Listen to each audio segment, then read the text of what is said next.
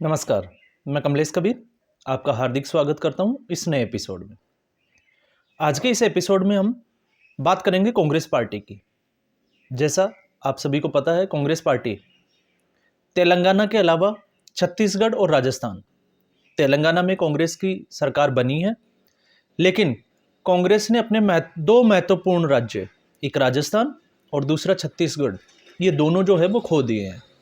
अंदाजा ये लगाया जा रहा था कि कांग्रेस पार्टी जो है इन दोनों राज्यों में भारतीय जनता पार्टी को कड़ी टक्कर देगी, लेकिन जब नतीजे आए तो सब कुछ इसके उलट हुआ। कहीं भी कांग्रेस पार्टी जो है वो भारतीय जनता पार्टी के सामने टिकती हुई दिखाई नहीं दी।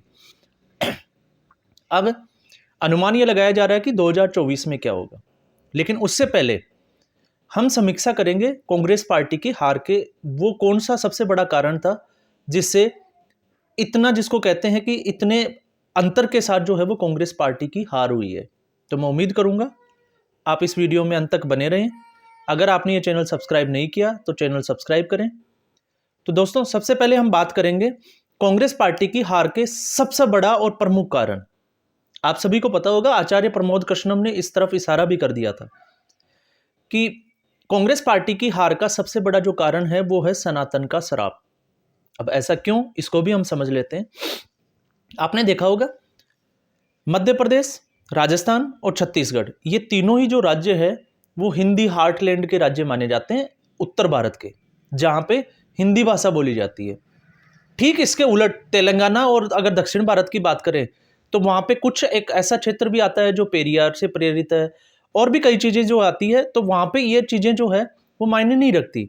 लेकिन उत्तर भारत में जो है, चाहे वो सनातन हो चाहे हिंदू हो, आप इसके मुद्दे पे जाके अगर आप भारतीय जनता पार्टी के खिलाफ अगर चुनावी मैदान में उतरते हो तो फिर आपके लिए जो है वो मुश्किलें बहुत बड़ी है। लेकिन इन्हीं मुश्किलों को देखते हुए सबसे बड़ा जो कारण है कांग्रेस पार्टी का वो है सॉफ्ट हिंदुत्व। एक होता है हिंदुत्व, एक है सॉफ्ट हिंदुत्व। अब सबसे पहले हम समझ लेते हैं कि सॉफ्ट हिंदुत्व क्या होता है। सॉफ्ट हिंदुत्व का मतलब होता है, आपने देखा होगा कांग्रेस पार्टी के जब नेता सॉफ्ट हिंदुत्व, वो दूसरे धर्मों के समभाव की बात करते हैं, सर्वधर्म समभाव। ठीक है, सर्वधर्म समभाव जो है वो अपनी जगह पे बिल्कुल सही है, लेकिन जब इलेक्शन का टाइम आता है तो ये फिर हिंदुत्व के ऊपर जो है वो, आपने देखा होगा उससे पहले और इलेक्शन के टाइम में आप कंपेयर करके देखोगे तो कांग्रेस के कई नेता जो है वो हिंदू धर्म और सनातन धर्म को जो है वो गाली देते हुए नजर आते हैं। आपने देखा होगा भारत जोड़ो यात्रा जब राहुल गांधी ने शुरू की थी तो उसमें वो एक पादरी से मिले थे और उन्होंने कहा था कि भारत माता के ऊपर नंगे पैर चलना, मतलब पैर रखना भी जो है वो उनको थोड़ा गलत लगता है, इसमें इतने बैक्टीरिया वगैरह, वो वाली एक बात आपको याद ही होगी। और उसके बाद में अभी आपने देखा कि कांग्रेस पार्टी ने उस वक्त उस बात का खंडन किया, ना राहुल गांधी ने उस बात का कोई खंडन किया, लेकिन जब चुनाव आते हैं उससे पहले वो जो है वो मंदिर में जाना शुरू हो जाते हैं। ये है कांग्रेस का सॉफ्ट हिंदुत्व। अब ये इसकी चर्चा क्यों हुई है उसमें भी हम थोड़ा सा समझ लेते हैं। जब आपको पता होगा विपक्षी गठबंधन इंडिया अलायंस बना तो कांग्रेस पार्टी के घटक दल अलायंस का हिस्सा एआईडीएमके, और एआईडीएमके जो आपको पता ही होगा स्टालिन, एमके स्टालिन के बेटे उदयनिधि स्टालिन ने जो है वो सनातन धर्म की डेंगू से, मलेरिया से और भी कई चीज़ों से जो है उसकी तुलना की, लेकिन उसके बावजूद जो है वो कांग्रेस पार्टी ने उसके बयान का समर्थन किया। अब आपको ये लगेगा कि नहीं, कुछ लोग जो कांग्रेसी विचारधारा के हैं वो कहेंगे कि नहीं, कांग्रेस पार्टी ने उसका कोई समर्थन नहीं किया। तो मैं आपको याद दिला देता हूं, मल्लिकार्जुन खड़गे के जो बेटे हैं प्रियंक खड़गे, मैं उनकी बात कर रहा हूं। और मल्लिकार्जुन खड़गे जो है वो राष्ट्रीय कांग्रेस की अगर हम बात करें तो उसमें वो कोई नेता नहीं है, वो उसके अध्यक्ष है, सबसे बड़े पद पे जो है वो अभी विराजमान है। और उनके बेटे अगर ये कहते हैं कि अगर कोई धर्म जो है समभाव की बात नहीं करता तो वो एक बीमारी की तरह है, तो ये जो कमेंट जो होते हैं, जो स्टेटमेंट्स होते हैं, इसी की हम बात कर रहे थे, सॉफ्ट हिंदुत्व की। तो जब इलेक्शन होगा तो फिर आपको ये चीजें फेस करनी पड़ेगी, आपको ग्राउंड पे जाना पड़ेगा, और फिर इनसे संबंधित जो लोग होंगे, क्योंकि ये जो होता है, आपने देखा होगा कि भारतीय संस्कृति की अगर हम बात करें तो चाहे किसी भी धर्म की आप बात कर लीजिए, अगर आप उसकी धार्मिक भावनाओं की, मतदाताओं की धार्मिक भावनाओं के साथ खेल खेलोगे तो फिर आपको इसका खामियाजा इलेक्शन में देखने को मिलेगा ही मिलेगा, आपको भुगतना ही पड़ेगा। इससे पहले कांग्रेस पार्टी की अगर हम बात करें, कांग्रेस पार्टी के राहुल गांधी को आप छोड़ दीजिए, इसके अलावा हम थोड़ा सा आगे चलते हैं तो इसमें आपने देखा होगा दिग्विजय सिंह, मध्य प्रदेश कांग्रेस के। आप इसकी अगर उनके स्टेटमेंट को देखेंगे तो उनका भी यही स्टेटमेंट था, भगवा आतंकवाद, हिंदू आतंकवाद और कई चीज़ें जो है, ऐसे वर्ड जो है वो कांग्रेस पार्टी लेके आती है। और राहुल गांधी सीधे तौर पे प्रेस कॉन्फ्रेंस में जो है वो हिंदुत्व को नकार चुके हैं। और इससे पहले जब राम सेतु को तोड़ने की बात आई थी तब भी कांग्रेस पार्टी की, आपको याद होगा, टीएस बालू जो डीएमके से कांग्रेस पार्टी में आए और उसके बाद में मंत्री बने थे, और उसी वक्त जो है वो सुप्रीम कोर्ट में एक हलफनामा दिया था कि राम जो है वो एक काल्पनिक पात्र है, ऐसा कुछ भी जो है वो वास्तविकता में नहीं है। तो आप उसका देख लीजिए, उसके बाद में जो है वो कांग्रेस पार्टी का क्या असर हुआ। आज कांग्रेस पार्टी जो है वो हाशिए पे है। और इसका एक बहुत बड़ा एग्जाम्पल मैं आपको बता देता हूँ इसी के साथ जोड़ के। राजस्थान में अभी चुनाव हुए और राजस्थान में जो है वो तिजारा और पोखरण, दो बड़ी सीटें, और तीसरी मैं लूंगा हवा महल जयपुर की सीट। आप अगर इन तीनों सीटों के कैलकुलेशन देखोगे, तिजारा में इमरान खान कांग्रेस का पार्टी के जो थे वो उम्मीदवार थे, और सामने थे बाबा बालकनाथ। योगी आदित्यनाथ और कांग्रेस, भारतीय जनता पार्टी को ये पिच बहुत पसंद आती है। जब भी हिंदू धर्म के ऊपर या कोई टिप्पणी की जाती है उसका फायदा सीधे तौर पे भारतीय जनता पार्टी लेती है। उन्होंने इन तीनों सीटों पे, जहां मुस्लिम बाहुल्य क्षेत्र था, वहां पे जो है वो कांग्रेस का जो काट निकाला वो निकाला, आपको पता है, सन्यासियों को टिकट देके। बाबा बालकनाथ, पोखरण से महंत प्रतापपुरी और हवा महल से बालमुकुंद आचार्य। और तीनों ही जगह आप देखोगे, बालमुकुंद आचार्य को अगर हवा महल की सीट से हम निकाल देते हैं, एक बार छोड़ देते हैं, तो तिजारा और पोखरण दोनों सीटों पे जो है वो बम्पर वोटिंग होती है। और बम्पर वोटिंग होने के बाद में आपने देखा होगा तिजारा से लगभग 6000 और उधर अगर हम देखें तो लगभग 35000 वोटों से जो है वो महंत प्रतापपुरी की जीत होती है। तो यहाँ पे कांग्रेस पार्टी जो है वो हिंदू धर्म को गाली देकर, सनातन को जो है वो गाली देकर, एक जिसको कहते हैं कि मुस्लिम तुष्टिकरण की राजनीति करती है। और यही राजनीति जो है अब उनके ऊपर भारी पड़ती है।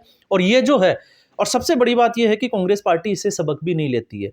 अब इसको हम चाहे बेवकूफ़ी कहें, चाहे बेशर्मी कहें, या फिर इसको कहते हैं कि बेवकूफ़ी और बेशर्मी के अलावा कि हम कभी सुधरेंगे नहीं, हम उसकी बात पे आ जाएं, तो ये तीनों चीज़ें जो है वो कांग्रेस पार्टी के ऊपर लागू हो जाती हैं।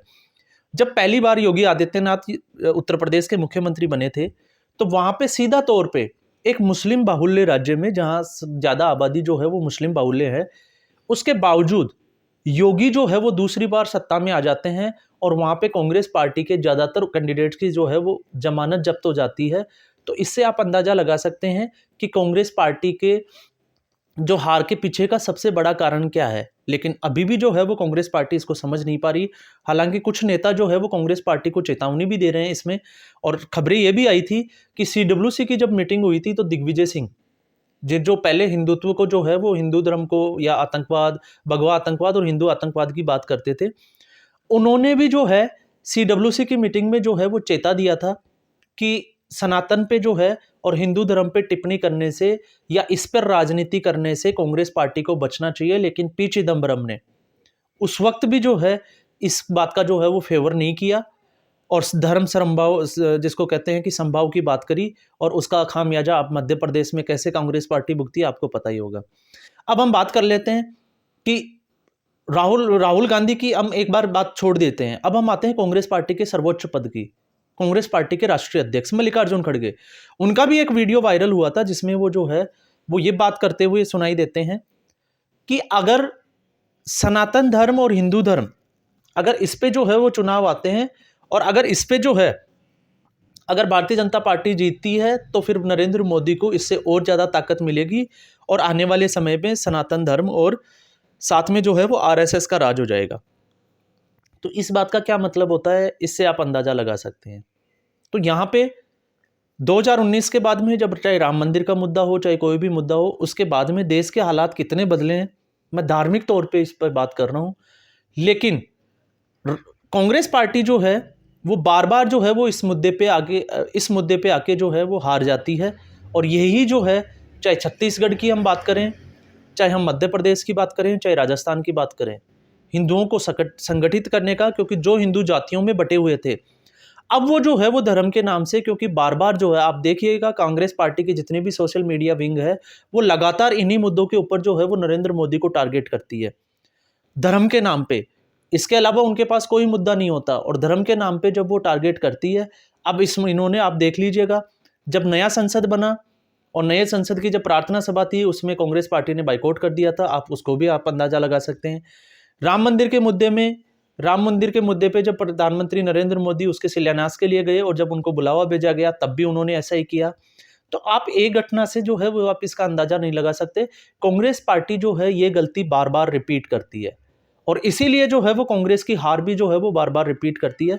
अब देखने वाली बात यह है कि 2024 के चुनाव जो है वो सामने हैं, लेकिन विपक्षी गठबंधन अब इसके बारे में जो है वो क्या अपना जो है वो नया रुख अख्तियार करेगा, ये देखने वाली बात होगी। और कांग्रेस पार्टी की तो सबसे बड़ी समस्या भी यही है कि इनके नेता देर सबेर जो है वो ऐसे स्टेटमेंट जरूर देते हैं। अब इसमें जो है इसी रेस में जो है वो दूसरी पार्टियां भी कूद गई है। अब कैसे कूद गई है? सबसे बड़ी पार्टी जो हिंदुत्व का चेहरा हुआ करती थी, शिवसेना, आज वो भी जो है वो कांग्रेस पार्टी के साथ इस अलायंस में खड़ी है, लेकिन उनके मुंह से भी जो है वो कुछ बनता हुआ, कुछ निकलता हुआ दिखाई नहीं देता। क्यों? क्योंकि उनको मोदी को जो है वो सत्ता से बाहर करना है।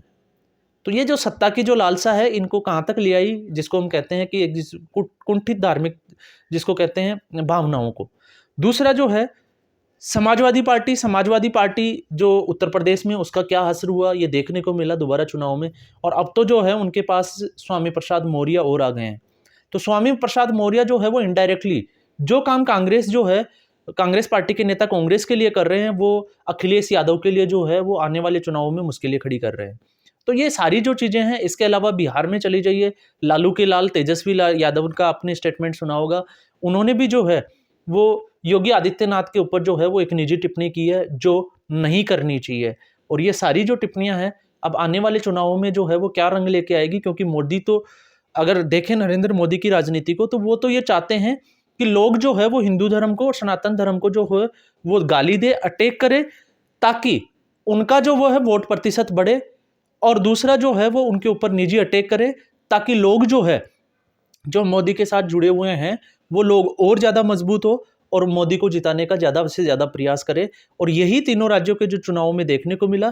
क्योंकि साउथ इंडिया में, अगर दक्षिण भारत में तेलंगाना राज्य अगर कांग्रेस के पास जाता है, लेकिन हिंदी हार्टलैंड अगर उत्तर भारत के तीनों राज्य, जहां पे एक में एंटी इनकम्बेंसी पे के बावजूद जो है वो कांग्रेस टक्कर में नहीं आई, क्योंकि भारतीय जनता पार्टी के खिलाफ एंटी इनकम्बेंसी थी। और उसमें भी मैं एक बात और ऐड कर देता हूं, 2018 का चुनाव भारतीय जनता पार्टी मध्य प्रदेश में नहीं जीती थी, वहां पे जो है वो कांग्रेस पार्टी ही चुनाव जीती थी। हालांकि उसके बाद में ज्योतिरादित्य सिंधिया, जो अभी राजस्थान में खेल हुआ सचिन पायलट वाला, उसी को देखते हुए आप देखिएगा कि ज्योतिरादित्य सिंधिया को हैंडल नहीं कर पाना कांग्रेस के लिए कितना भारी हुआ।